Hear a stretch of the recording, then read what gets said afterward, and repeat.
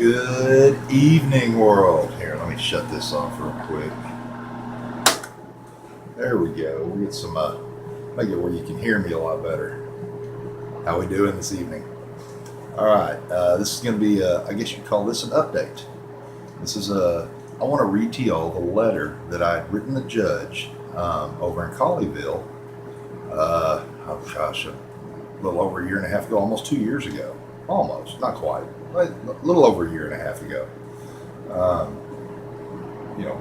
the letter that incurred the swift justice or the swift arm of the law when they surrounded my house, and the Colleyville police officer, the warrant officer, uh, riled up the mercenary squad of the White Settlement Police Department, and they surrounded my house with uh, bulletproof vests and assault rifles, and all in an attempt to get the evildoer who just so happened to have only maybe a couple of traffic violation warrants. All right. Well, here's the letter. It says, Judge, parentheses open. They would not give me your first name when I called, parentheses closed, Newman. And of course, it gives the address to the Colleyville, to the Colleyville judge's office or the municipality. It says, Dear Judge Newman, I am requesting an administrative hearing concerning the above listed citations at your most earliest convenience. A little background, if I may. When I went to court concerning the speeding violation, the judge at that time explained to the court full of American citizens that Austin needed money, and that anyone who refused to pay their fines and requested to sit them out would be held in contempt of court and then brought back before him and still made to pay their imposed fines. I found this a violation of my rights, but was unwilling to stand up against that judge at that time. I do not know if you are the same judge or not, and I hope that you are not so possibly brazen with your potentially blatant violations of American citizens' civil rights as the judge I have written about. I do not make excuses. I hold honesty and integrity above all else, something our court system and our police seem to have forgotten, in my opinion. Please prove me wrong concerning my opinion. I was speeding. I take full responsibility for that. The vehicle had insurance, and the officer refused to accept that because my name was not on the insurance card. I do not need to quote you state law at the time of this traffic stop. I did not have my driver's license on me at the time of the traffic stop. On a side note, you may want to talk to your staff with regards to giving legal advice. If you have any questions or concerns, please feel free to contact me. Thank you. Michael Densmore, private citizen, staunch constitutionalist. Well, that was the letter that caused so much. Have you noticed? Look, there's my my attempt to show that America is fucked up and in a spiraling descent of tyranny and screwed upness. Yeah, it's a little late tonight. It's a little after 2 a.m. in the morning.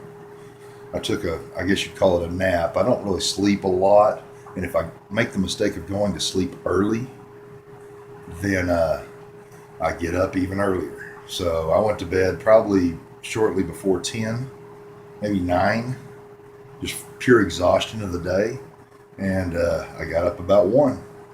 Now I'm gonna try to go back to sleep here in a few hours, get what I would consider a nap, so that maybe I'll get up at a more decent hour. But here's one more letter. This was a letter I'd written a judge in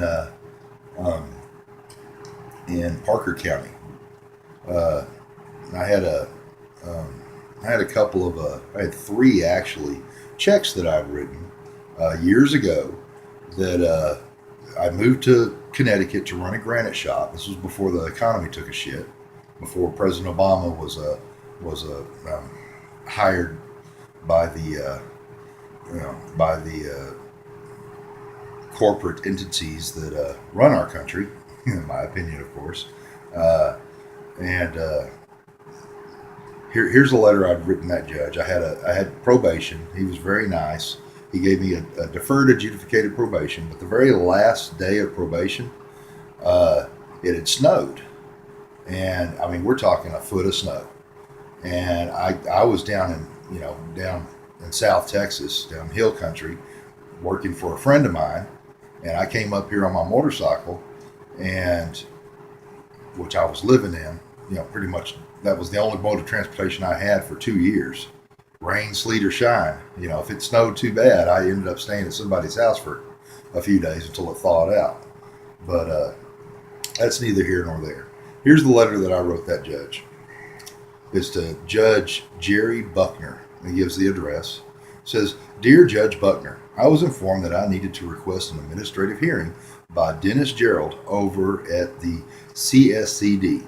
Mr. Gerald also advised me to write you a short reason for my probation violation.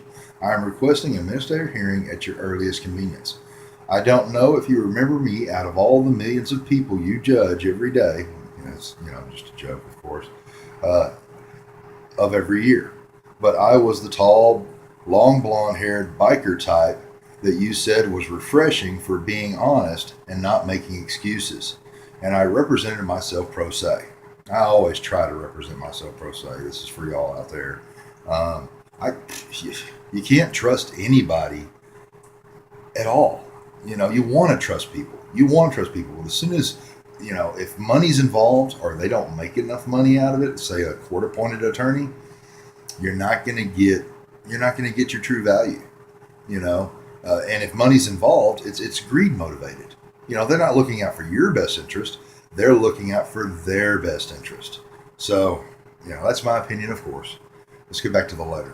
"No excuses. I take full responsibility for my actions. I violated my probation. Enclosed with this letter, please find a copy of the receipt I was given when the debt was paid in full, a copy of the receipt for the cashier's check. If you have any questions or concerns, please feel free to contact me. Thank you, Michael Dinsmore, private citizen, staunch constitutionalist." Of course, the judge, he noticed, I took care of my responsibility. When I was on probation, I went above and beyond as far as the,